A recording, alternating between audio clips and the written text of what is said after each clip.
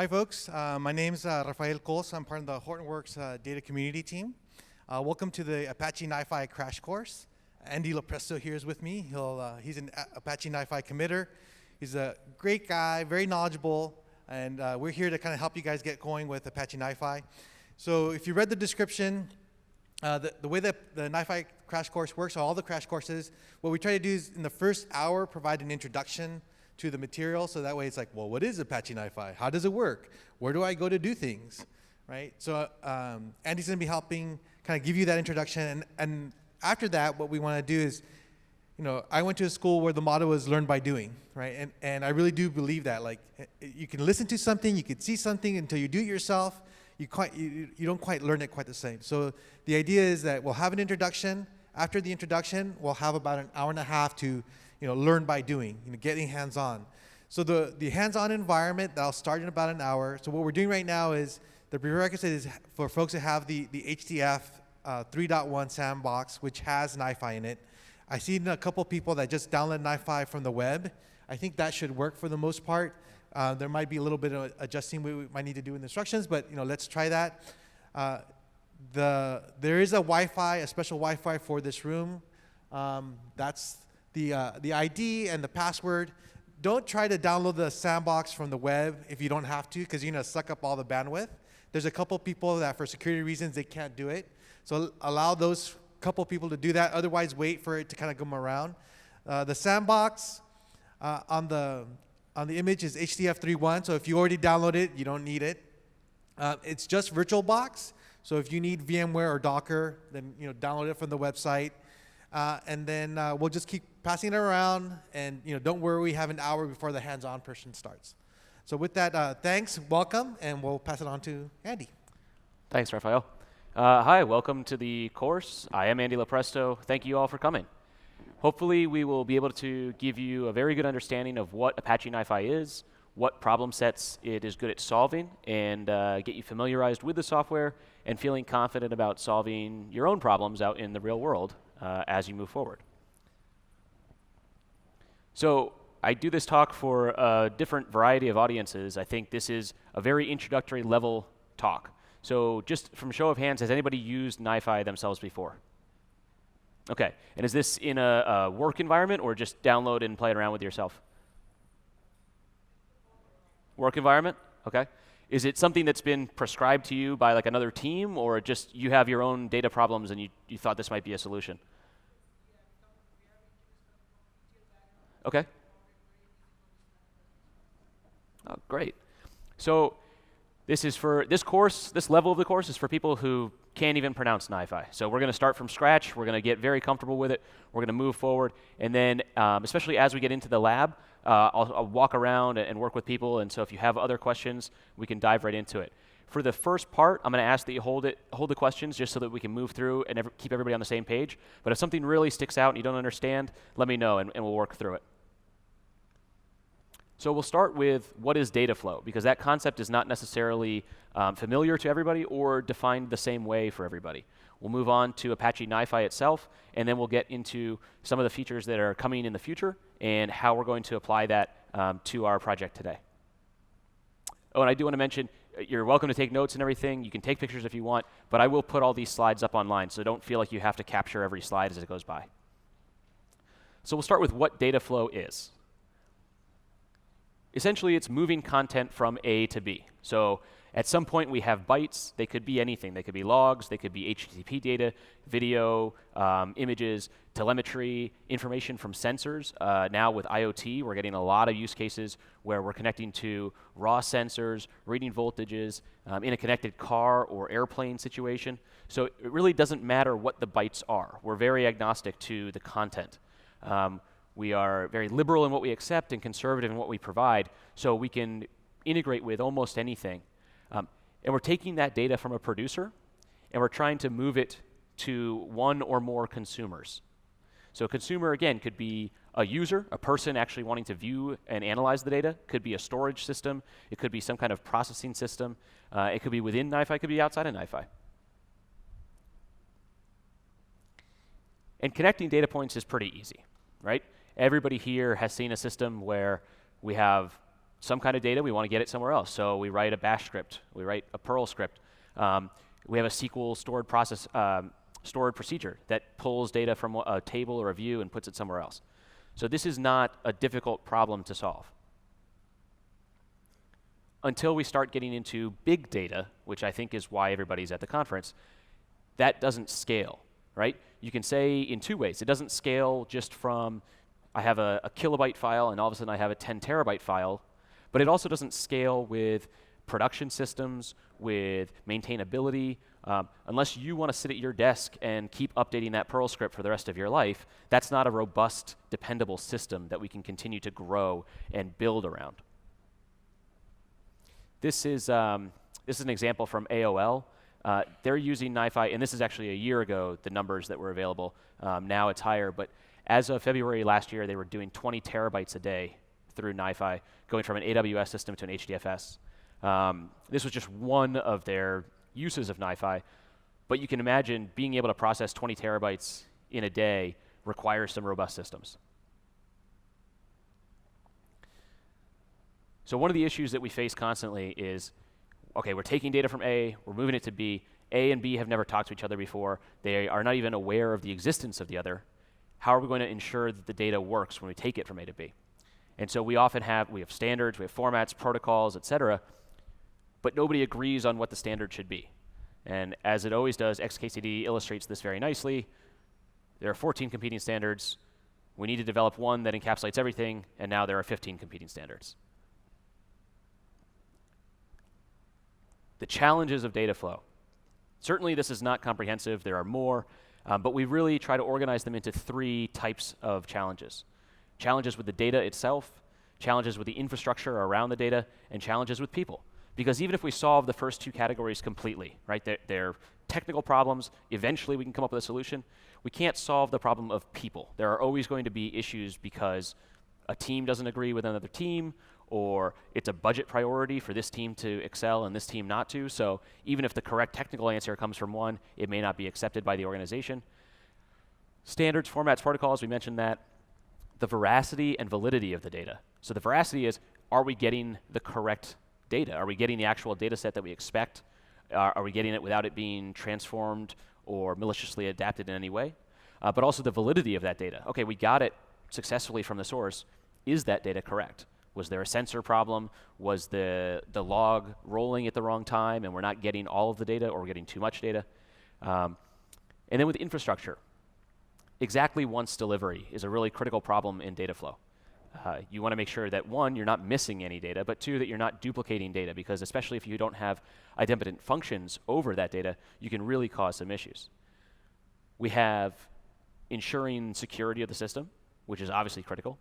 I myself am a security person. That's what I focus on within NiFi. I fully agree with the next bullet point of overcoming security as well. Sometimes you have barriers put in place by, I'm sure, well-meaning security people that really cause issues and make you, you have to step around maybe the optimal path because you have to comply with certain issues. And then on people, compliance. I'm sure, especially with GPDR and all kinds of issues in Europe, privacy, the right to be forgotten, there's all kinds of compliance issues. There's GPS, there's personally identifiable information, electronic healthcare information, all kinds of issues that we want to ensure that we're complying with regulations, ensure that we're complying with organizational rules, and then also make sure that we're still able to accomplish our mission given that compliance. Consumers change. Today, we're going from Team A to Team B. Tomorrow, there's a reorganization and Team B is no longer there. Does that mean that this data is no longer valuable? Does it mean that A should stop producing it? Should we start storing it somewhere in case a year from now Team C is initiated and they need that data? What if Team A stops producing it? How are we going to get that data that Team B depends on? And then requirements change also. What is noise today could very well be signal tomorrow, right? We're collecting 1,000 different data points from this sensor. We're only interested in 3 of them. All of a sudden, there's a huge break, and we need to go back and look at historical data and try and figure out what happened. And the pieces that we were really interested in may not give us that insight, but the additional information that we were capturing might be really valuable now. And then exactly once delivery makes an appearance again. So that's very successful. So instead of just talking about A and B, let's start making it a little bit more complex. We're going A's, B's, we've got gammas and deltas. We're doing this in a global scale across multiple data centers, edge nodes, core systems. If you want to just sit there and do Python scripts, this is not the right course. But if you want a system that's a little bit more robust, scalable, and designed to enhance your ability to control these systems, then NiFi is the right tool. So what is Apache NiFi? It's based on a concept called flow-based programming. And the terms here are not as important as the concepts, okay? I won't really go into the flow-based programming terms because you're never going to hear them again unless you happen to work in flow-based programming on your own, which in that case, great. But as far as NiFi goes, a flow file is our atomic unit of data. That is the piece of data that flows through the system. That is how everything works within NiFi. A flow file processor is some component that will drag onto the canvas and will perform some operation. It could be reading from a file on local system. It could be calling an HTTP connection and getting a response, writing to Solr, reading from HDFS. There are hundreds of these processors. But each one, it's very similar to Unix. Each one performs a very particular function, and it does that function well, and it doesn't worry about all of the outside integrations and interactions. Because there's a standard way to move the flow files through the system, they all work together. A connection is literally a queue between two or more processors. So from a source going to one or more destinations. And that queue has quite a number of properties and behaviors, and we'll get into those in a bit. The flow controller is a global concept. It schedules the system. It tells the processors when to run. It moves the data through the system. And then finally, a process group is just a logical grouping of processors. So think about like a file structure. You have a hierarchy. You can group files together in a directory and then operate on the directory itself as well. That's the allegory to a process group. NiFi provides a number of key features. So one is guaranteed delivery of data. If a source goes down, when that source comes back up online, we'll bring the data in again. If a destination is temporarily unavailable, we can queue the data up, we can save it to a local buffer, we can store it, we can send it somewhere else, we can have multiple parallel paths, so we ensure that the data gets to where it needs to get to. And you have tracking of that as well. You can see the data buffering and back pressure. Those are dynamic systems that will, think of it similar to a water delivery system, will dynamically control and adjust the pressure in those pipes, so to speak, to make sure that it's not overflowing and crashing some destination system. As you see, pressure release there as well. Prioritize queuing, so we can literally prioritize the flow files that are in any given queue at any given time. Quality of service, data provenance. Data provenance is a really important concept that I think even, I just did the meetup last night, and about 3/4 of the room raised their hand that they were using NiFi in production. And when I asked about data provenance, only one person was familiar with it. So it's a really critical concept, and we'll go into it in detail. And I think that'll really give you an enhanced understanding of the system and some benefits moving forward as you build out your own NiFi applications. Visual command and control is really critical. NiFi was developed certainly by engineers, but not necessarily for engineers. The scenarios in which NiFi was really successful in its origin were situations where you have these mission-critical systems distributed throughout the world, operating on different time scales and time zones. And so if something breaks and it's 3 in the morning, you don't have 10 developers ready to go and fix that problem immediately. You can't necessarily go into the code and start changing things. So the people who were operating the system were technical, but were not engineers, not developers. They can see this visual canvas, detect when a problem occurs, get alerted, see the monitoring, and go in and immediately, literally by dragging another line to another box, fix the problem so that data keeps flowing, we're not losing anything, we're not dropping anything on the floor, and then certainly file an issue and have that be resolved in parallel, but not have to wait for 24, 36 hours for, oh, here's a hotfix, here's a patch, try deploying this, restart your system, see if that works. No, drag a line, have another processor that's doing local storage or sending it to another system, and at least that way we keep the data flowing.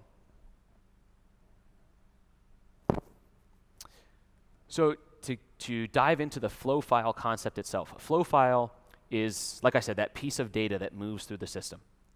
And a good way to think about the flow file is as if it were an HTTP, not a packet, but an HTTP request or response. You'll have two parts, and you can see this green line dividing them. This is really important because you have a header and you have content. So a header contains key value attributes. These are hopefully very small. They're stored in memory all the time, so you have immediate access to them. And they help the flow file move through the system.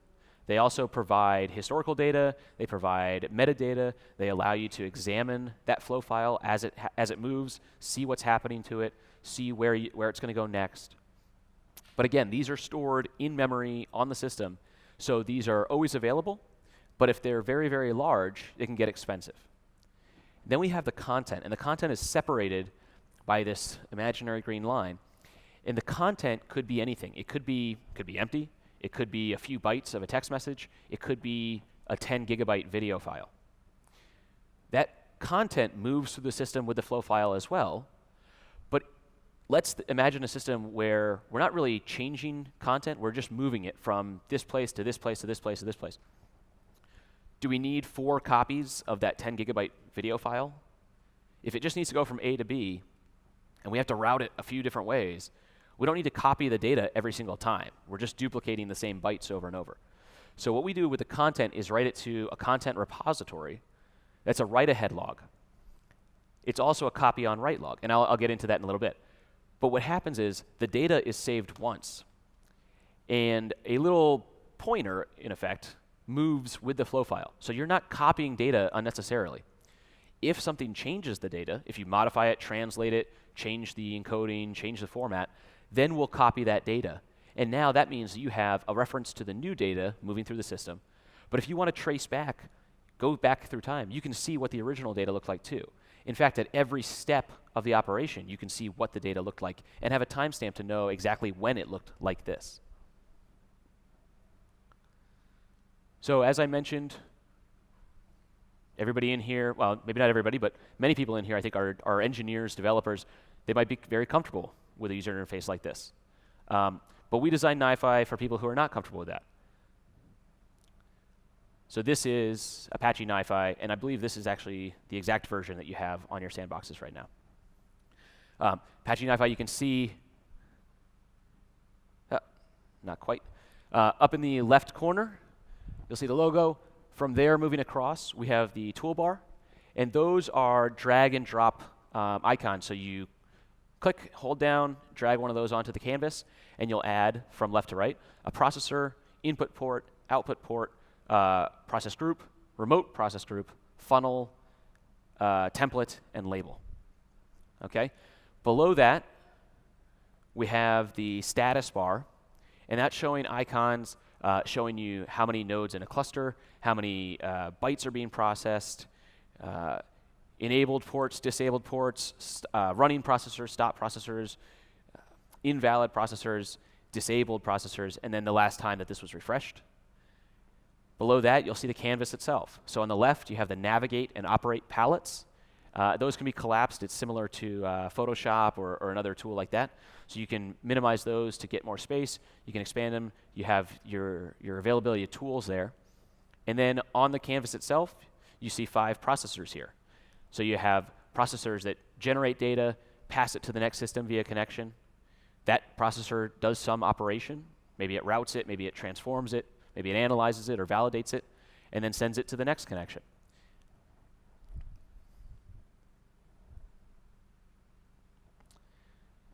NiFi, out of the box, comes with over 260 processors to integrate with a variety of systems. That's everything from reading from local files, HDFS, Hive integration, Kafka, Storm. Basically, any logo that's been on the Apache homepage in the last couple of years, we probably have a processor for. In addition, you can write your own processors. So anybody in here can use a Maven archetype, write a few lines of code, and now you have your custom in-house proprietary algorithm or custom format that you don't have out in the open source world. You now have a processor that works with that. And so it's very easy to integrate with lots of different systems. In fact, even if you don't do a custom processor, we have an execute script, execute script and invoke scripted processor, which allow you to write arbitrary code in Groovy, Ruby, Python, Lua, JavaScript, or Clojure, and have that run immediately in the system as well. And that really allows you to prototype new things out, or I have this use case that's just quite on the edge. It's not a good fit for native processor A or native processor B. I'm going to write a script to do it. And that really shortens the feedback loop. You don't have to restart NiFi to deploy a new NAR. You don't have to compile anything. You just open up the processor configuration, write a little script, boom, have it run. And you can actually, we'll get into it with data provenance, but you can replay flow files through that processor as many times as you want. So you can have input, run it through, look at the output. Oh, that's not quite right. I want the attribute to be, I need to truncate one character shorter or one character longer. Stop the processor, change the code, rerun it, and it's literally on the order of magnitude of seconds that you can make these changes and see them happen live in the system. A couple more terms. So we talked about the flow file processor. That's an integration point or an extension point. That's, as I just mentioned, you can write your own custom processors.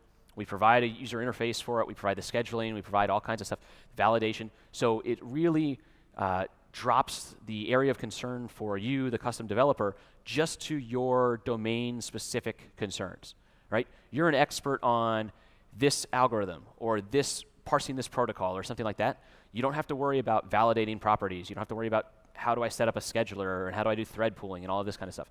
That's taken care of for you by the framework. The reporting task is another type of component. So we have three components. We have a processor, a reporting task, and a controller service. A reporting task is at the global level and allows you to exfil data, monitor your system. So integrates with, we have a number of them for Nagios, Ambari, Datadog, and it allows you to get information and statistics on your system at any given point in time and understand those from maybe you have an external dashboard or you have something that rolls up for the operations center to see in this monitoring. The reporting task allows you to do that. We also have controller services.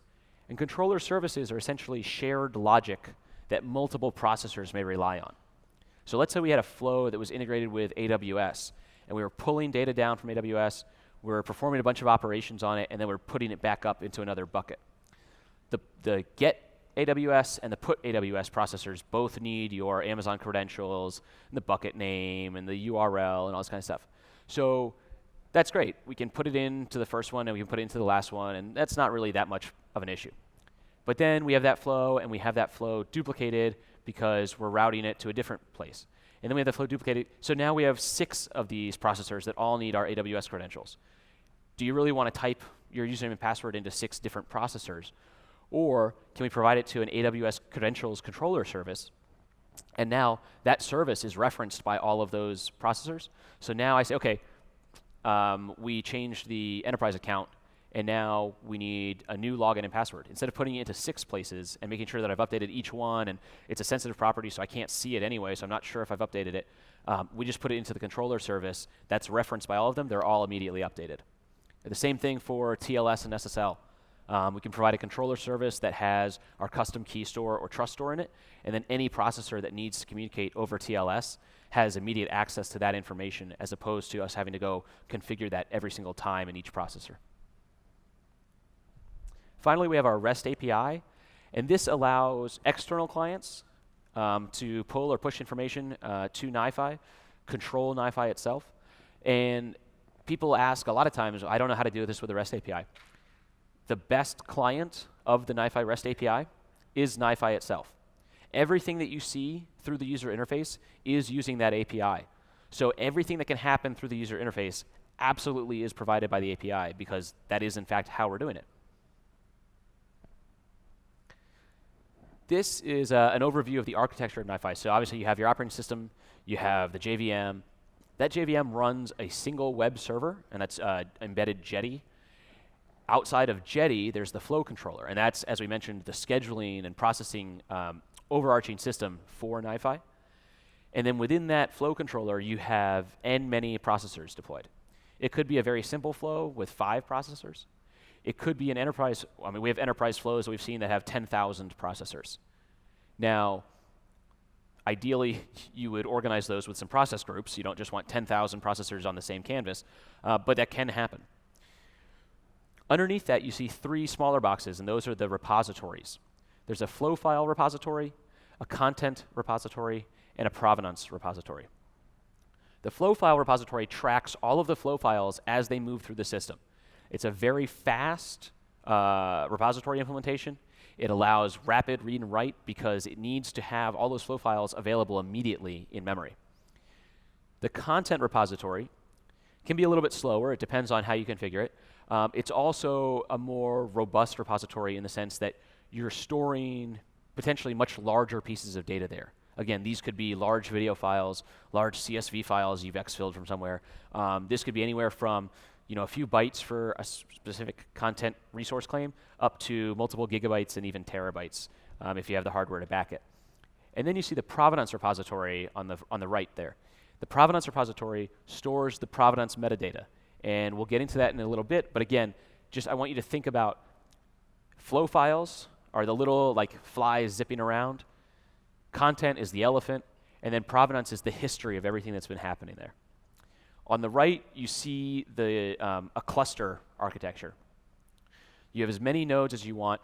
We usually recommend between 3 and 9 to 10 is the max that you want. Because the communication between the cluster nodes, it's not the same as Hadoop where you set up hundreds of clusters.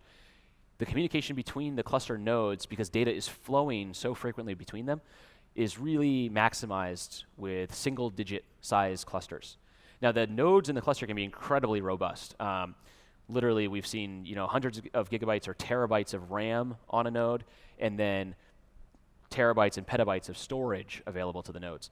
But you want to maximize the individual performance of a node and put it into a small cluster as opposed to weak nodes in very large clusters. That's definitely a recommendation.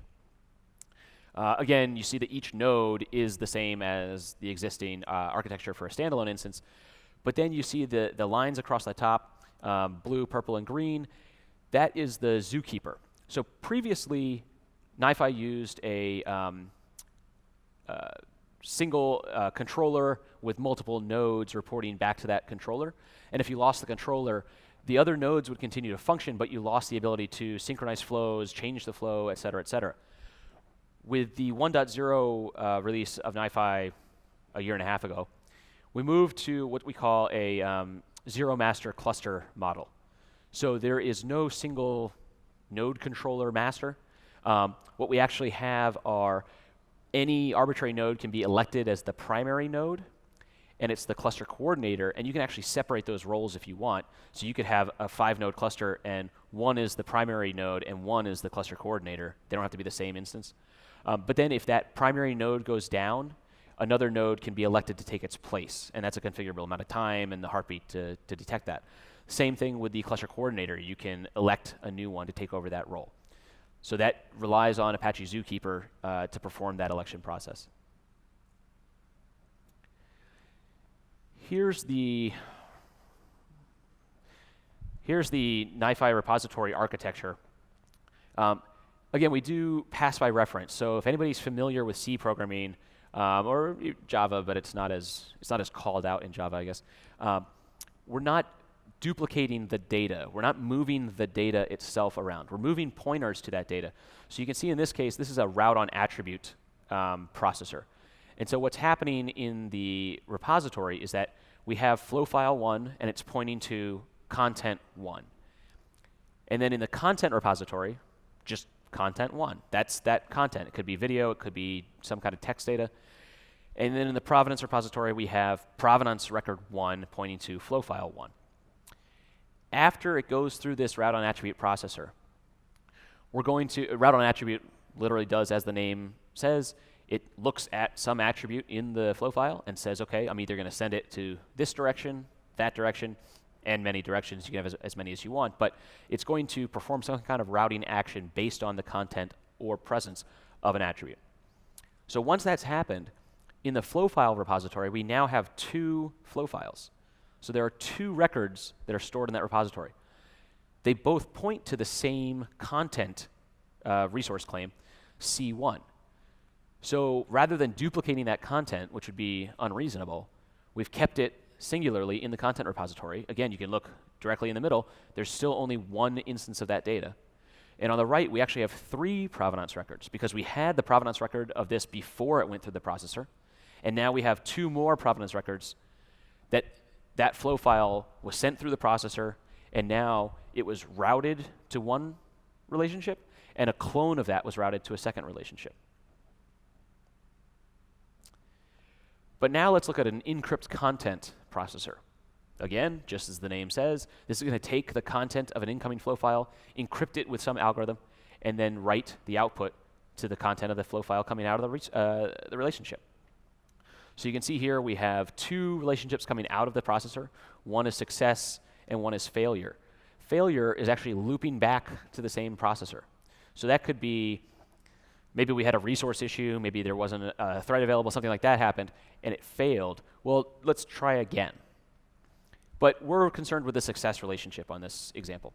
So again, same starting point of the repositories. We have a flow file 1 pointing to content 1, we have content 1, and then we have provenance 1 said, yep, we created some data, that's flow file 1, and now we're going to send it to encrypt content. After encrypt content operates, you can see that flow file 1 is crossed out in the flow file repository. That flow file no longer exists because we've modified that data. We have a new flow file called flow file 1.1 pointing to content 2. So now we actually have new content. And you look at the content repository, and you can see that C1 and C2 are both there. C1 is the plain text that came in before. C2 is the encrypted output. So now we have slightly more than twice as much data stored in our content repository. And if you look at the provenance repository, we have the original provenance record that we created this data and put it into flow file 1, and we have new provenance record that we've modified that data somehow. So this is that data provenance. This is provenance originally is a term from art and wine, and it's discussing the history and the traceable history of the components of that object, so the art or the wine, at points throughout its life.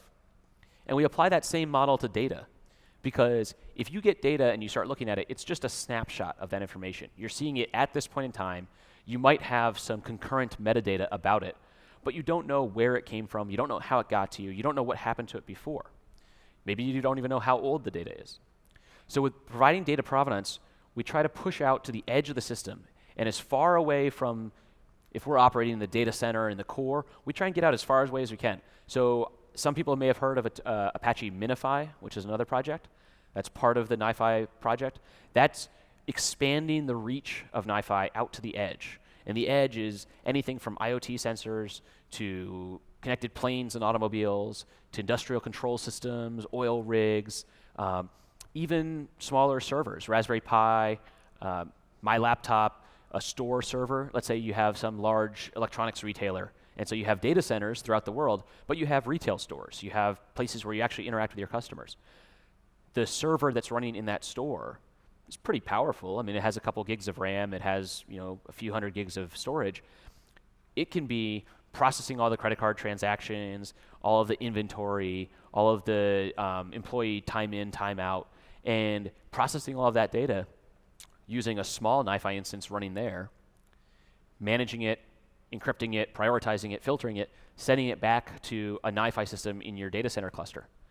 Well, do you only care about all the data once it gets back to your central processing cluster, or do you care about that data from where it started?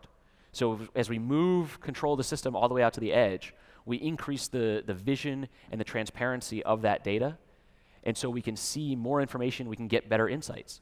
We can start to see, okay, well, was this data modified before it came into my system? How many people who have a data lake now with billions of records in HDFS can actually go back and see where that data came from? Like, unless you're doing custom processing to add that metadata in yourself, that's not provided out of the box. But with NiFi, Atlas, all kinds of integrations together, we can actually provide great visibility into not only the history, but all of the actions that occurred about that data as it passed through your routing system. Now, prior to Apache NiFi 1.2.0, individual flow files had to be an individual record in order to operate on them. So let's say you read a CSV file with 50,000 lines off of your hard drive, and then you want to process each line of that CSV file. What you would do is you'd read the file in, you'd use a split content processor, or split text processor in this case, to split that into 50,000 individual flow files. So each one has one line of text in it. Then you would operate, you'd do some script processing or translation or convert it to Java or whatever it is, to JSON, I'm sorry. And then you would merge them back together. So now you have another flow file that has 50,000 lines again, and then you could do something with that. So what we've done is we've actually increased the number of flow files by orders of magnitude, right? O of n of the size of your data, not the number of flow files. And now we have to operate on that. So our flow file repository is going to have 100,000 flow files rather than just 2, right? Our content repository is going to have 100,000 records, well, 100,002 records, because we had content that was 50,000 lines. Then we had 50,000 pieces of content that were each one line. Then we modified each of them, so we have another 50,000, and then we merged them all back together. So that's not an efficient way to do this. So with the introduction of the record parsing and record processing processors in 1.2, flow file content can now contain many, many, many records, and we use these custom reader and writer controller services to operate on them in line without having to duplicate all that data. So now we're back to the ideal Apache NiFi model of 2 flow files. Read it in, it has 50,000 lines, great, I can operate on each line, sometimes with the processors in parallel even, write it back out to the same flow file, that flow file content, again, 50,000 lines, but I haven't had to duplicate all of that data. I haven't had to persist that data. I've decreased the number of writes to my system by about 100,000. That's very, very important for performance. This is the Encrypted Provenance repository, and I throw this in just to demonstrate what we can do. Almost everything in NiFi is extensible. If you have custom requirements, you need to change the way that something happens, almost all of that can be done out of the box. And if it can't, it's open source. You can provide your own custom code for that. You can replace things. We can help with that. But the Encrypted Provenance repository is an example of, I'm writing all of this provenance data to my hard drive, and some of this is pretty sensitive information. What if I was using personally identifiable information? What if I was routing on social security numbers, or I don't know what the equivalent person identifier number would be in Germany, but you have some sensitive information that you're using. When you're writing that provenance to the disk, even if let's say you encrypted it, the previous data is still in plain text, right? Provenance shows exactly what happened. So it shows that you went from this plain text string to this encrypted string. So I want to make sure that that whole repository is encrypted on disk. So I've written one that's actually uses AES GCM to encrypt that data. It's completely transparent. So as a user of NiFi, when you configure NiFi and you start up the system, you just say, yes, I want it to be encrypted, and here's a key. You generate 32 bytes of random data, put that in there. Everything is completely transparent to the system. NiFi reads and writes to that repository, and as it reads and writes, it does that encryption transparently. It handles key migration and rotation, and it uses random access via offset seek, so it's not like you have to decrypt the entire repository and then go and find something. You actually can do the seek without doing decryption. So what's next? How's everybody doing we're at 12:02. Does anybody need, we'll do a break in maybe 15 minutes to get water? We've just introduced a new project called Apache NiFi Registry. And this was released the first of the year. It's the first release of this project. This is designed to really simplify and provide a better user experience for the growing number of users who use NiFi in enterprise environments where they're not allowed to modify it in place. NiFi was originally designed to be modified in place. Flows would be existing, they're very ephemeral. We use the analogy of flowing water, right? So you have a river and we want to start building out a civilization, a city. You don't build all the pipes and then connect it to the water and let it start flowing and see what happens, right? Because if you need to fix anything, you have to go back to the source, stop the water, go fix one of the pipes, make it bigger, make it smaller, change the direction, then go back to the source, start it again, see if the water comes through the right way. that doesn't work because the water's always flowing, right? And that's how we feel about data too. Data's always flowing. There's always new data being generated. It's always happening. You can't just pause it and say, hey, stop, remember everything. I need to fix a processor, or I need to put a new URL in. How we think of data is that river's flowing. NiFi allows you to dig irrigation ditches. So you can start building out your processors and connections. That data is flowing through the entire time. You can see in real time how it's being affected by each processor. You need to copy something, you drag another line. You need to reroute something, take away a line. So that data is always flowing through the system. You're not dropping anything on the floor. You're not losing data or missing out on data. You can build custom flows in parallel and then flip a switch, turn on the valve, and the water's running through that flow as well. That process, though, is very contingent on being able to modify NiFi as it's in production, right? Or whatever your production equivalent is. And that's not always the case, especially with banks, telecommunication, healthcare providers.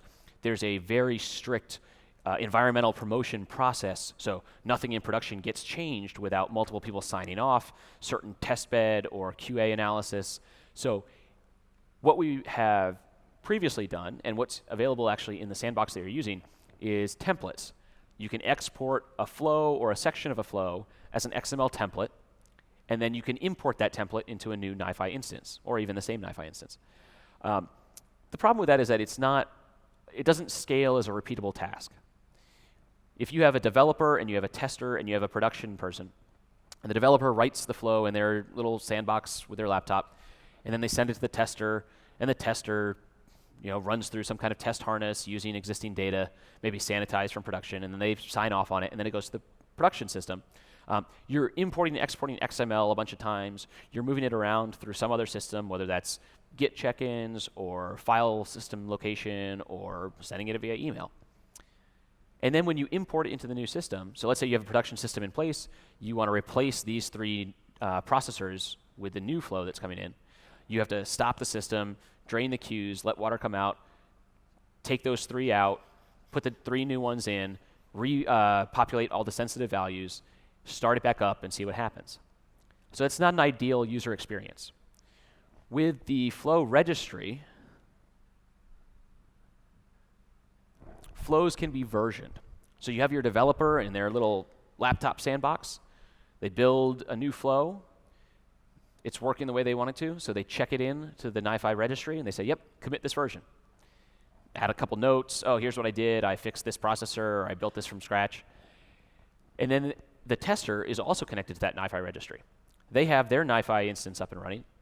They see the process group, and it says, hey, new version of this available. Okay. One click, downloads the new version, populates it in place. Everything is there. You're up and running. They test it. They use some production data that's been anonymized and sanitized, and everything looks pretty good. So they say, okay, great. Sign off on it. So they commit. They say, yep, I'm going to commit. I have, between development and test, I have the shared repository instance, this NiFi registry, and between test and production, I have this different NiFi registry instance. So I'm going to sign off on it by pushing it, committing it to my NiFi registry. And then in production on the canvas, a little status symbol pops up, says, hey, there's a new version of this. It's already been signed off by all of your test and quality assurance people. So now you can be assured that when you bring it into production, it's going to work. And they say, okay, update. They don't have to stop the process group. They don't have to empty the queues of data. They don't have to do any of that stuff. Unless it's removing an existing queue that has data populated, it's a one-click update and it's available. This is brand new. This is very exciting for people who have this deployed in production.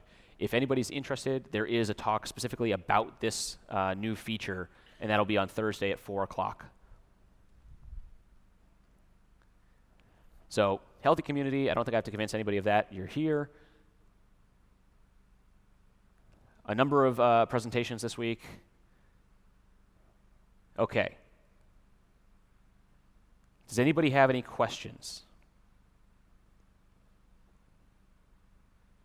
I can't have explained it that well. People have questions.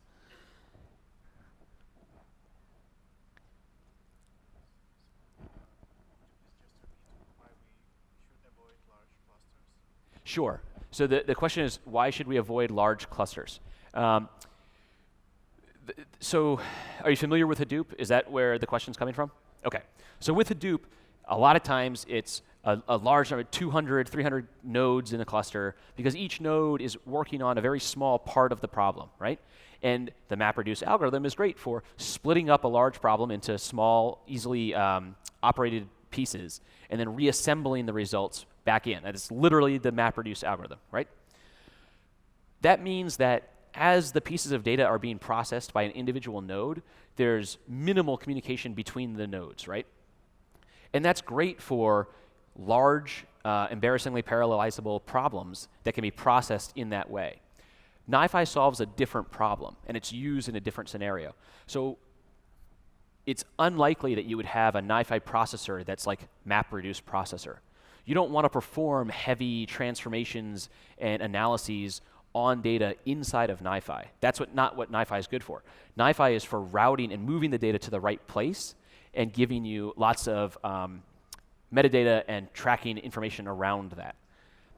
The reason that we want to keep the cluster small in NiFi is that each of the NiFi nodes is communicating with the other node very, very frequently and passing a lot of data back and forth.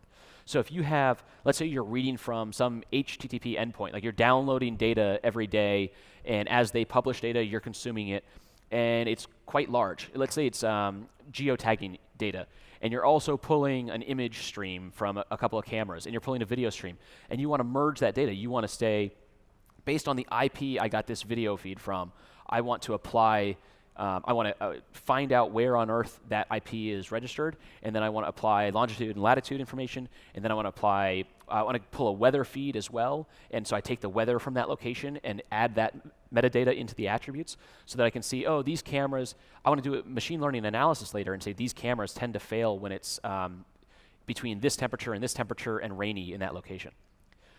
So to do that, you have this, let's say 5 or 7 node NiFi cluster. You have a primary node, a processor running on the primary node, which is pulling that data in from these different streams. And then it load balances that data effectively throughout the cluster. So it says, okay, I have 7 nodes available. I'm going to send 1/7 of that data to each of these nodes. The flow on each node is identical. It's exactly the same.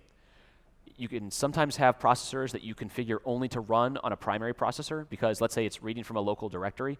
You don't want 7 competing threads trying to read from the same directory at the same time.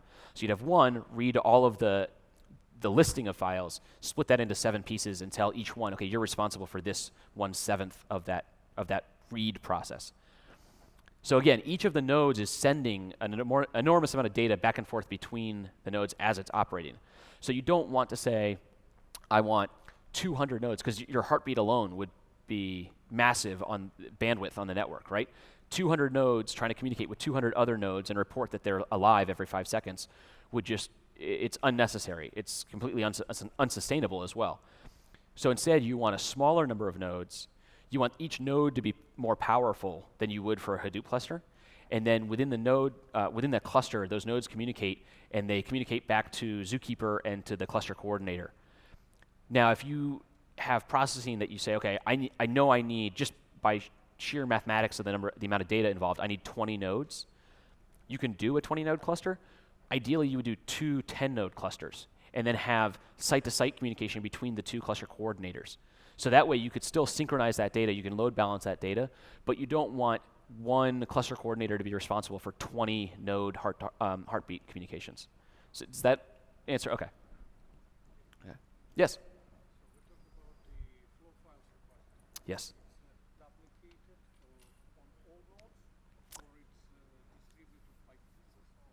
Okay, so the question is about the flow file repository, whether it's duplicated on all nodes of the cluster or it's distributed by pieces. Distributed is not the right word for it, but it's that ideology.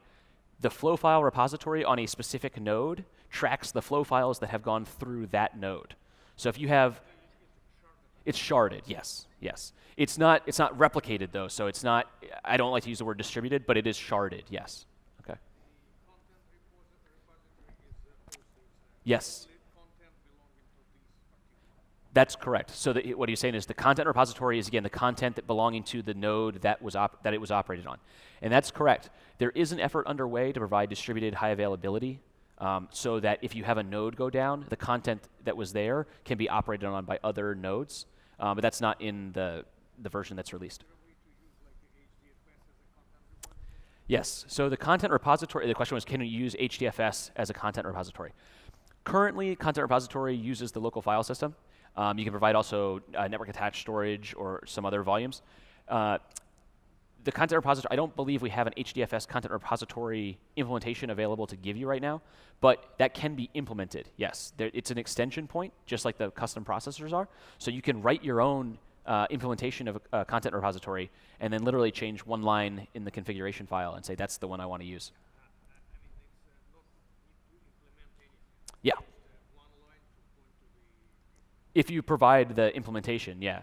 So, for example, you could use, I'm not an HDFS expert, but I know that there are implementations where you can use a local file system as the backing even for HDFS, right?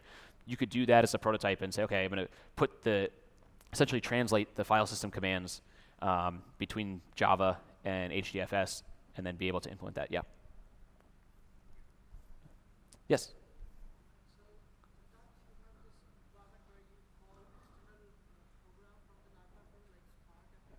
Mm-hmm. Yes. Sure. So the question was, oftentimes from NiFi we call external services, and that could be something like Python for machine learning or Spark. I'm taking you have a data science experience. Yeah. So those are really good examples of operations you don't want to have performed within NiFi. You could do it. You could write a Python script that does the scikit or scipy learn or something like that and put it in an execute script processor and perform that operation in NiFi. You'd be doing Python to JVM, you'd be running on the JVM, sharing thread pool. That's obviously not something you want to do. So traditionally you export that flow file data, you say, hey, send it to scipy or Spark or some other service and have that perform its domain-specific operation and then send data back into NiFi to either, I mean, that could be the end result, is send it to Python, or it could be, okay, now once it's complete, I want to get that data back and move it on to some other follow-on systems. The patterns that we usually use are, first of all, make the tool, use the right tool for the job. So in this case, yeah, don't try to do it inside NiFi, use an external service. We have wait and notify processors. So if you need to send data to an external system and you need to wait for that data to come back, you can use the wait notify pattern to do that. You can also have two disparate flow segments. So you could have one that reads in from XML log files, transforms the data into JSON, puts it out to scipy or something like that. And then and that's 3 processors in a flow, and that's done. And then you have another flow that just says, read from this directory, and I'm expecting basically processed data to be coming in and then do some more stuff with that. So you're actually decoupling those two pieces of the flow, and you're saying that I don't really care what the timing is on the Python side. I don't care whether it takes a minute or an hour or a year to operate.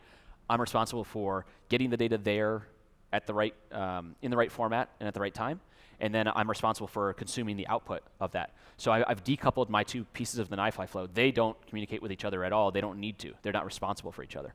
Okay?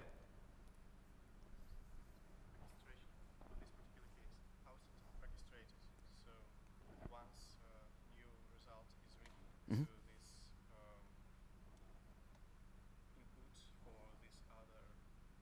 Yeah. So the question is, in this case, how would that happen? How would it be orchestrated? So I don't know if I want to get ahead of myself here, but we can go into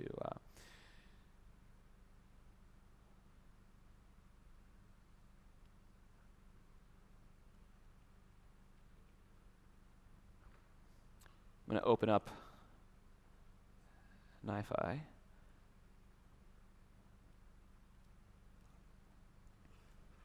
Can everybody see this? This is good? Okay. So let's build that flow exactly, and we'll actually talk through it, how it would work. So I'm going to, my favorite processor is generate flow file, because it can stand in for basically any source processor, right? I could be reading from HTTP, I could be reading from a log file on a system, I could be reading from SQL or HDFS or whatever it is. But in this case, I'm just going to generate some kind of file. This actually is, I'm sorry, the first time you're seeing the configuration screen. So let me walk through this. So I dragged a processor onto the canvas, right? And I selected which one I wanted to use. If I do that process again, you can see that I have 253 here, because this is the Sandbox. The new version has 262, I think. And I can see the type of processor. I can see the version that it was produced. And I can see the tags associated with that. I can also use groups here. So org Apache NiFi, those are processors that we provide by default from the Apache installation. But you might have com.mycompany here. You might have other groups of processors that you've built separately or somebody else has built and given to you.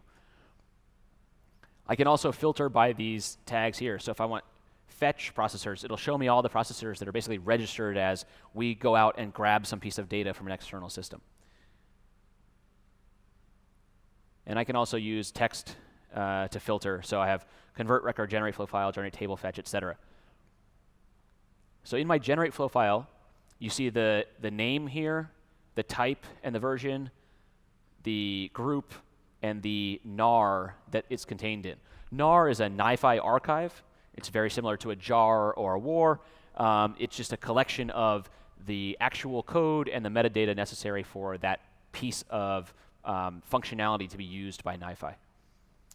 You can then see some statistics, so in, read, write, out, and tasks and time in the last 5 minutes.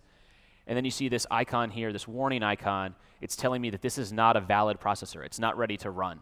And I can mouse over that and see relationship success is invalid because the relationship is not connected to any component and it's not auto-terminated. So I right-click on this, and I'm going to configure it. And I'm going to make some cool name for it, like read from secret location. I have a penalty duration here, which is if a flow file doesn't get processed correctly, how long should it wait before it tries again? I have a yield duration, which is how long should I try and process before I yield my resources to the next thread. And I have a bulletin level. Bulletins are little informational or warning messages that can pop up. So if a processor fails to hit an endpoint or can't understand the data that comes in, it'll send a bulletin. Now, all of that gets written to the log, and that's obviously configurable at what severity level you get written to the log, but it's written to the log permanently. Bulletins show up on the canvas and in the bulletin section, but they cycle through the system. So as time goes on, you're not going to keep seeing bulletins from previous times. Scheduling, I'll go over this very briefly. It could either be timer-driven or cron-driven. So if it was timer-driven, obviously I'm telling it to run every 0 seconds. I'm going to change that to be every 1 second. I have one concurrent task assigned to it. This is a cluster. It's a one-node cluster, so I'm telling it to run on all nodes by default. But if this was something that was reading specifically from a location where I didn't want competing thread access, I could say primary node only. And then my properties, I'm going to say custom text. I want to say this was read from a secret location. And I'm going to add a custom attribute. And I'm going to call it parity. And I'm going to use expression language, which is a domain-specific language similar to JavaScript that we can use within NiFi. It lets you to do a little bit of custom work around the attributes and content. And I'm going to say, let's see, now format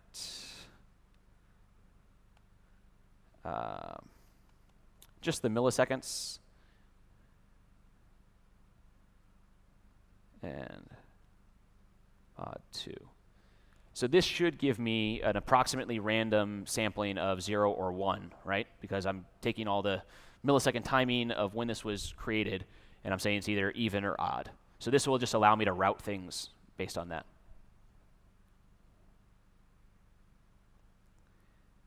And everything else is good. And I'm going to apply that. So it's still not valid. Well, that's because it needs some other processor to send its output to. So I'm going to drag on put file. And put file does exactly what it sounds like. It writes the content of the flow file into a file on your local file system.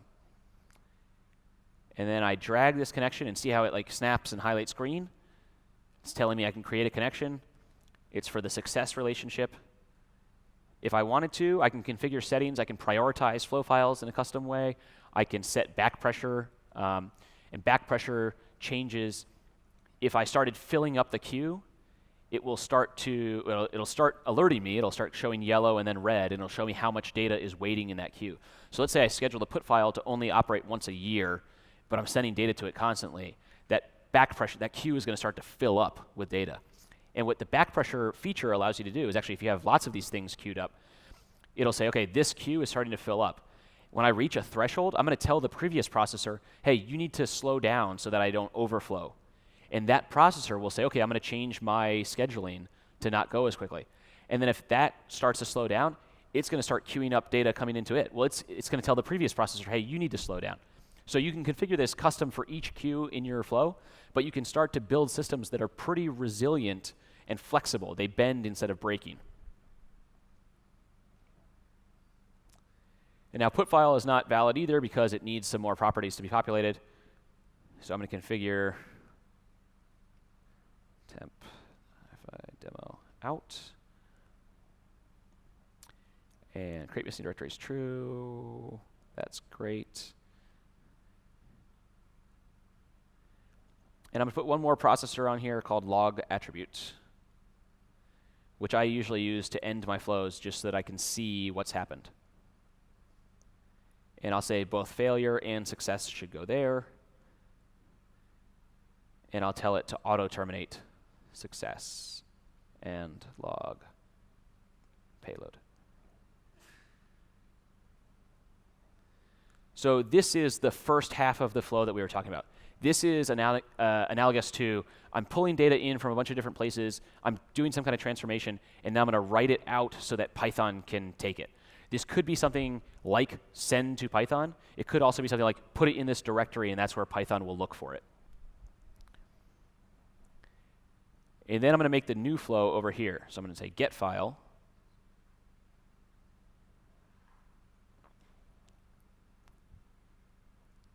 We'll do a route on attribute.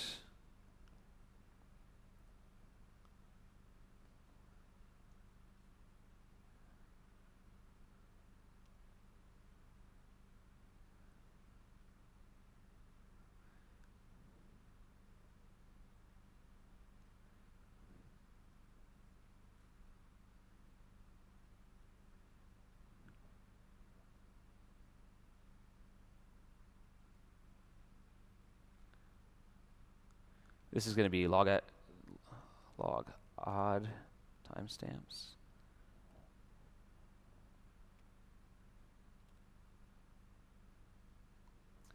And this one will log even timestamps.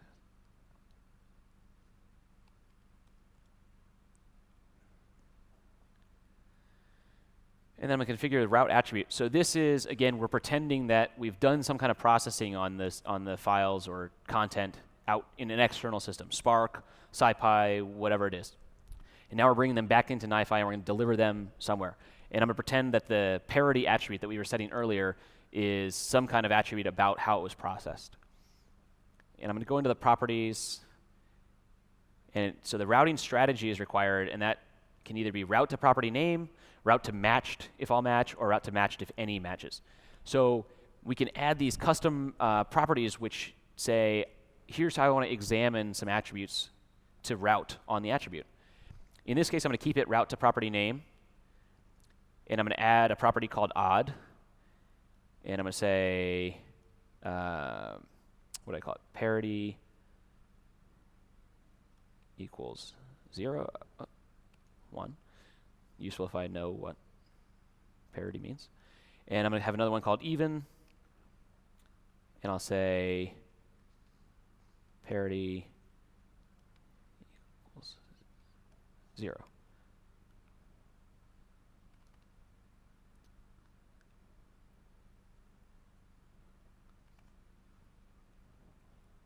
So now I have two properties, one called odd, one called even.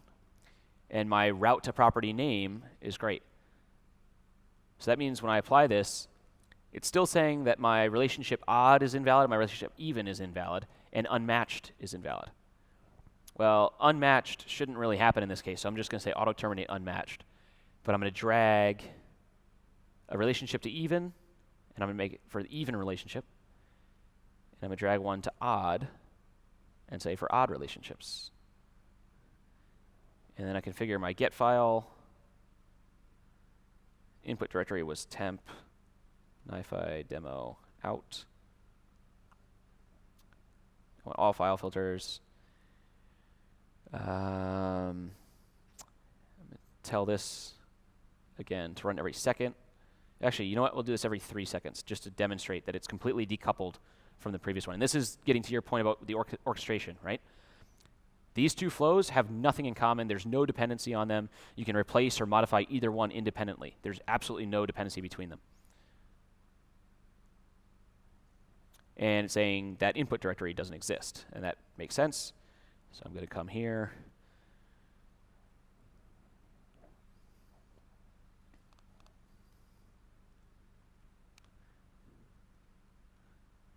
And I'm going to make a directory there. I actually think I might need one more processor here. Let's update attribute.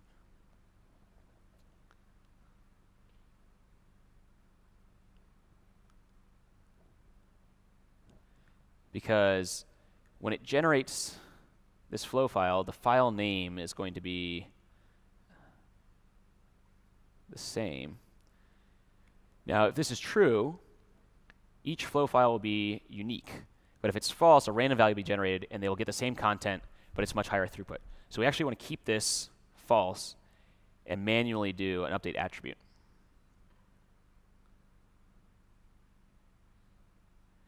And I'm going to say I want the file name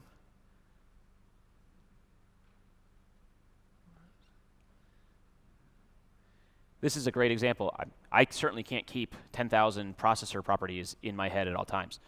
The documentation for NiFi is incredibly extensive. Every processor comes with documentation. There's an admin guide, a user guide, expression language guide.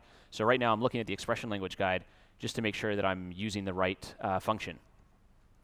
So back in NiFi, I'm trying to generate a unique UUID and use that for the file name. So I'm going to come to the expression language guide. I'm going to go to UUID. And it returns a randomly generated UUID. So that's exactly what I want. And I close that. And I apply that. Connect my success relationship. And now I have an almost valid flow. Configure this again because it does the validation on configuration. Directory does not exist.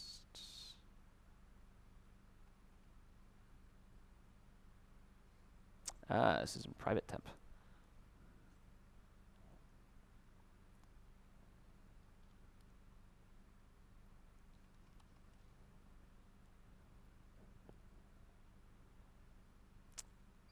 Still. Let's see if it's a permissions error. Yeah.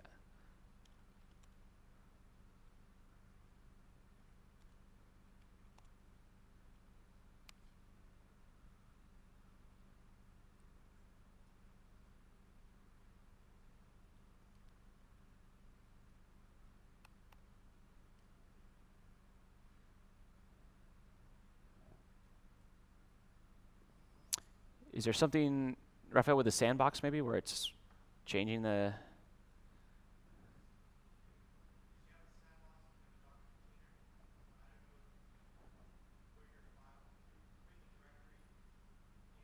Yeah. Yep, that's exactly it.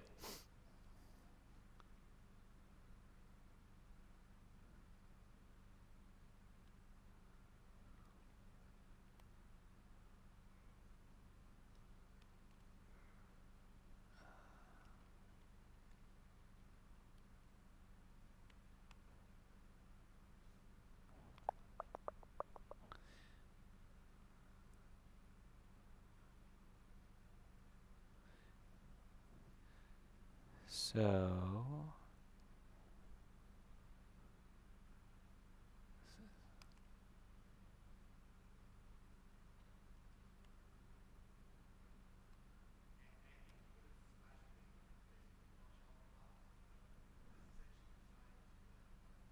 Sorry?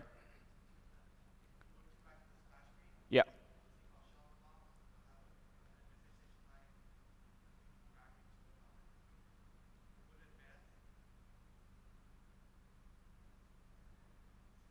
Yeah, there we go.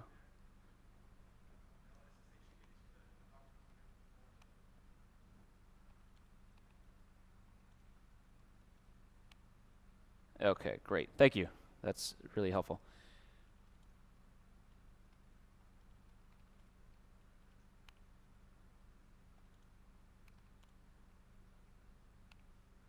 Okay, so now you can see that we have a directory called NiFi demo out in our sandbox. And if we go back to NiFi, configure this, and apply, and then we're all good. Thank you. So before I start everything up, let's make sure we understand what's going to happen here.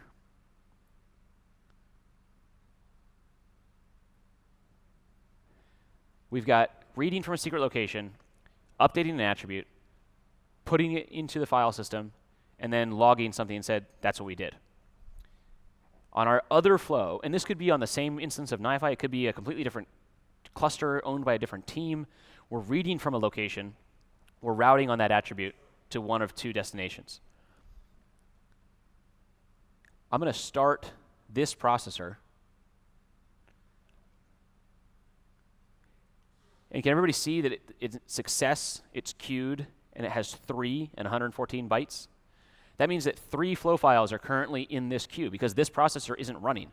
So once a second, this is generating a flow file, and it has nowhere to go, so it just sits in that queue. If I refresh again, it should be around 10 or 20. I was talking longer than I thought.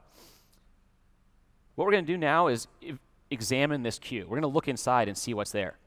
So I can list the queue, and I can actually see all 30 flow files that are waiting in the queue right now. I can see all of their, flow file ID and file name, and see how the file name is unique a little bit. File size, how long it's been in the duration, and the node that it's being processed on, because this is in a cluster. I can get even more information here. I can see the content claim. I can go view that content claim and see this was read from a secret location. That's the content that I wanted to put in there. That's great. I could download that if I wanted to. So let's say it was an image or video. I could download that to my local system. That would also generate a provenance event because I want to be able to track who is looking at the data as it flows through the system. I can look at the attributes here. I see a file name, parity 0, /, and the UUID. I can look at the data provenance of each one. Now this is going to be pretty boring because it's right at the beginning. But I can see that there was a create operation, that it created the flow file, and it was from the component called read it from secret location. And then I can see that there was a download event. And what's that? Well, that was, I just looked at that flow file, right? I looked at the content of that flow file. So we want to track that and show. And right now, not logged in as anybody, I think.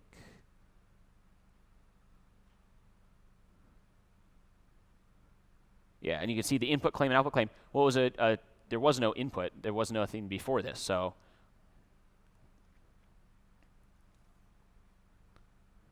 we'll close that. All right, so now I've got 114, 131 queued up there. Now I'm going to start update attribute. And look how it immediately clears out that queue because updating attribute is a very cheap operation. So it was able to do 131 in a couple milliseconds. And now they're all queued up here. So what I want to show is I'm going to change this queue, and I'm going to configure back pressure on the queue. And I'll put the back pressure at 50 objects and apply that. And now when I run put file, it should write all these out to that directory I configured, temp NiFi demo out, but it should also send another flow file to the log attribute and say, hey, I wrote this flow file.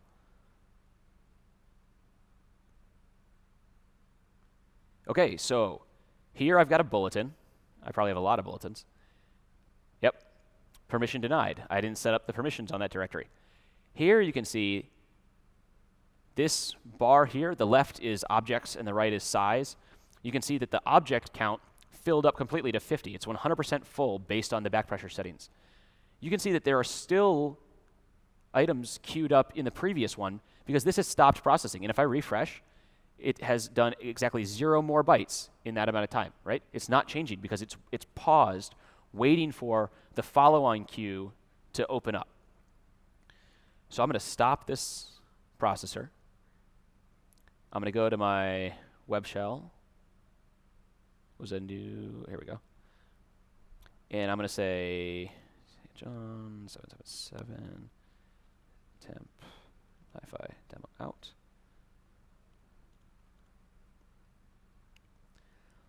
And I can see that it's now, that's not what I wanted.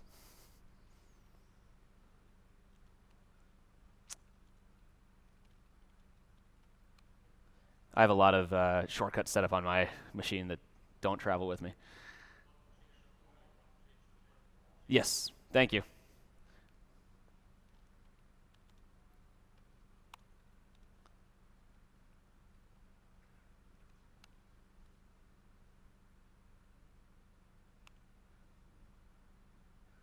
There we go. So it is owned by a user named 777, but still has the full 777 permissions. Thank you. So now I'm going to empty this queue. I've changed my, actually, you know what? I don't even need to empty the queue. I've changed my processor. It should work now. I can empty the failure queue here because I don't really care about all the ones that failed. And it says 50 flow files are removed for the queue. So that's great. So that's back down to 0. This one's at 255. And I'm going to start this processor and refresh. And oh, I've got some more failures. So let's see what's happening here.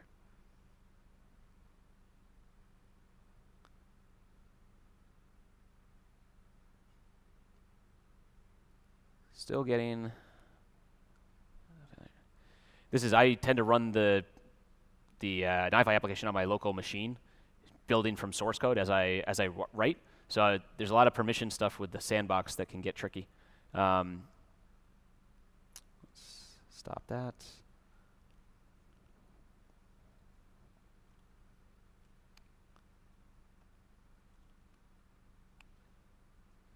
Oh, so that's the old bulletin. Sorry, we're still good. So this is actually a good example of something that I do that cheats a lot, but that you should not do.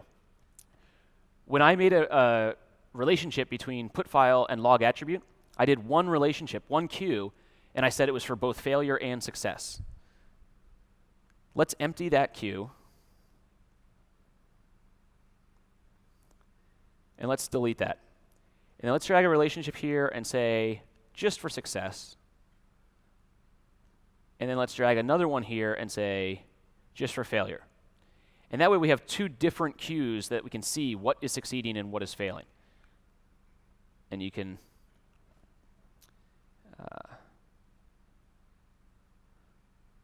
if I zoom in a little bit,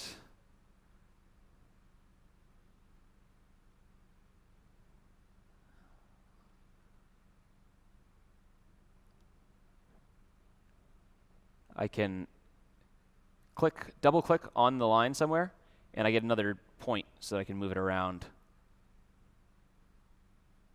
And it did one by default just so that they wouldn't overlap. Okay, so now I've still got 334 queued up here. Let's make the success queue back pressure back to 35. But the failure back pressure is still 10,000 by default. So we should see, when I enable this, success should fill up, right? And this should be 347 minus 50, or minus 35, essentially. So yeah, so I got 35 here. It filled up that queue. It told this to pause. There's still 327 waiting.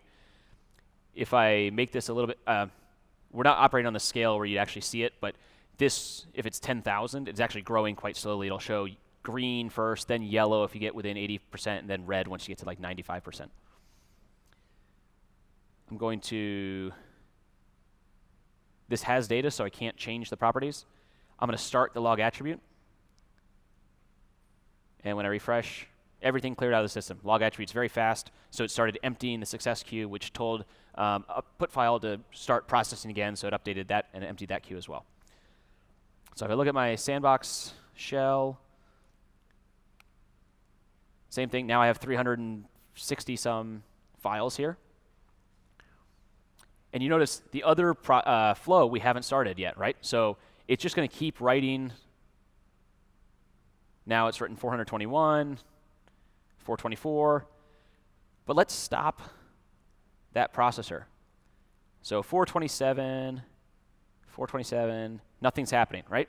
It's not generating any new content, so it's not pushing any new flow files through the system. So now we've put 427 files into our file system. That's what's going to be there.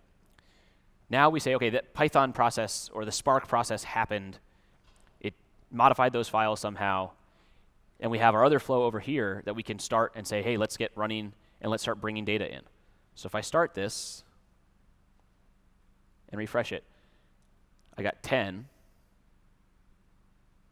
20, 30. It's running once per second, right? And it's getting 10 by default. Now I can change those configuration values to say, read as much as you can, take as long as you want, et cetera, et cetera.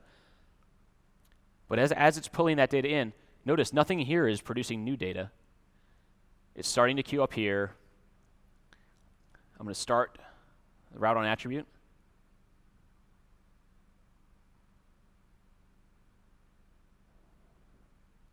And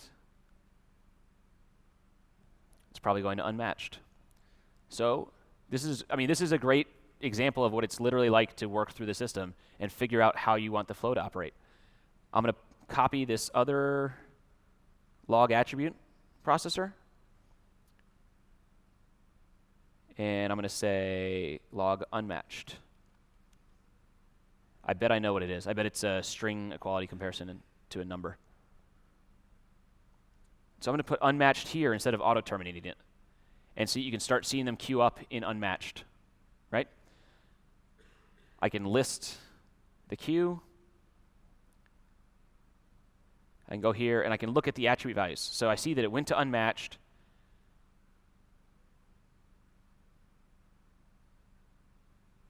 And it doesn't have any parity. Now, why is that? We put that attribute on it earlier. Why doesn't it have it here? Sorry, say that again? The file saved only the content. That's exactly right. When we wrote it out to the file system, we're losing the ability to track all that metadata and the attributes that come along with it. If we had just drawn a relationship from the first put file processor to this get file processor, it wouldn't be get file, but if we had drawn a relationship from update attribute to route on attribute, then it would have that attribute available. But because we're going out to some external system that doesn't respect that format, that data is lost. So it's a really good example of why NiFi is valuable to track this information as you move through the system. So instead of going from the file back into another file, if I was just working within NiFi, I could just drag this connection here to here, and then everything would work as I want. But because this is demonstrating going out to some external service and then back in, we're going to have to do an update attribute over here as well. So I'm going to stop these. Make sure that's empty. Yep. And I'm going to bring update attribute over here. We know that it is updating. This is the file name. I'm going to update parity with now.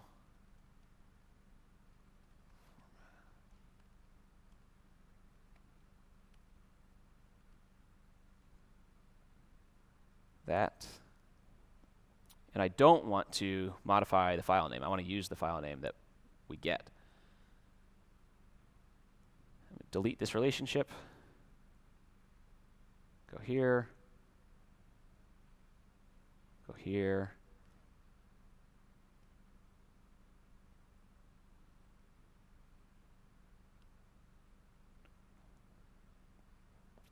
Okay, so now let's get file. And then get file is saying, no new files. Well, that's because it's already processed all of the files that got written to that file system. So let's start this one back up again. Now it's writing new ones. And now this one's getting new ones, see? So even though those things aren't connected at all, They're going out to some external service. Right now we're using file system, but it could be anything. It could be HDFS, SQL, Solr, Hive, whatever you want. Those two things are operating independently, but they're still working, right? And we can control them independently. We can control each one stop and start aside from the others. So now we're queuing up some successes here. We'll start update attribute. We can list sample a random one, parity is 0. Great. We can also look at, right now I've been listing the queues and showing you what the flow files look like at a point in time. I can also look at the data provenance from a specific processor, and that'll show you the before and after of that processor. So if I look at a random value here, you can see that it was the type of provenance record here is attributes modified, which makes sense. That's exactly what happened. And we look at attributes, and I can see that all of these attributes are the same. But see here for parity, it's 0, but in light gray it says no value set. That means that was changed. Previously there was no value for the attribute parity, and now there is, and the value is 0. And I can also filter and say show modified attributes only, and see exactly what was changed here. Now I can, hopefully this one's different, but it might also be 0. Nope, there we go. That one's 1. So I've shown that our update attribute processor is about approximately setting half one way and half, well, it's updating the attribute for parity. Our route attribute processor will do the routing. So we have 108 queued. We'll start the route attribute. We refresh. I've got 65 even, 49 odd sampling rate. If we go up to in the thousands, this would be much closer. 55, 68. There we go. Now, unmatched had 247, but that number is not changing because now we've ensured that all of the ones that are coming in are either 0 or 1, so they're going to one of the expected relationships. So I'll empty this queue.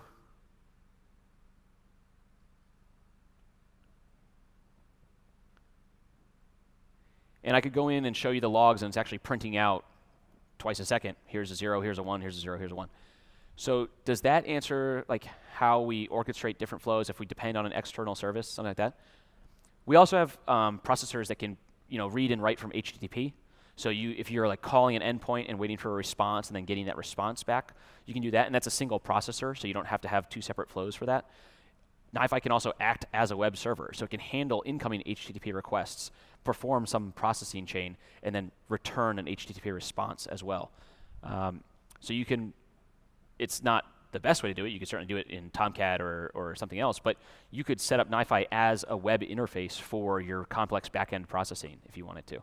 If you had some kind of tool, maybe a custom in-house tool that only uses command line or uses some swing interface and doesn't expose its own API, you could set up NiFi in front of that and use NiFi to call Java RPCs or JNIs or a command line and have it accept incoming HTTP request, perform some operation, and return that over HTTP as well.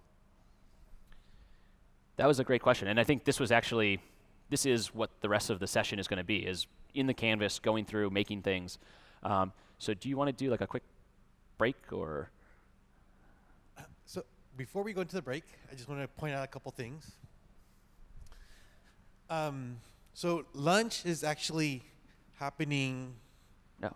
The lunch is happening between 12:30 and 2, right? And right now it's 12:52. So what happens with the crash course is this is the lecture introduction. We've gotten, Andy's done a good job of sort of, here's some concepts. He did a live demo. He built a whole flow, right? Now the next part is getting folks hands-on. So we'll walk around. If anyone still needs the Sandbox, we'll get you the Sandbox, and we'll start going through a tutorial. Can you bring back the tutorial page? Yeah, absolutely. Okay, so if you go to hortonworks.com/tutorials, you can get a list of the different HDF tutorials. There's a whole bunch of different NiFi tutorials. So the one we're going to do today is sort of analyzing traffic patterns, and it's going to walk you through those steps. So we'll walk through those steps. Now, you might not get through the whole tutorial, so I do want to point out one thing. There's this place called community.hortonworks.com. Think of it like a Stack Overflow focused on sort of big data. If you ever have questions about the tutorial, questions about NiFi, I know Andy and a lot of the folks on the NiFi team are very active. So yeah, we're here to help you. We're going to work through the process of the tutorial. Hopefully you'll get done. If you don't get done, or if you're trying another tutorial, or you're just trying something else, check out community.hortonworks.com to get additional help.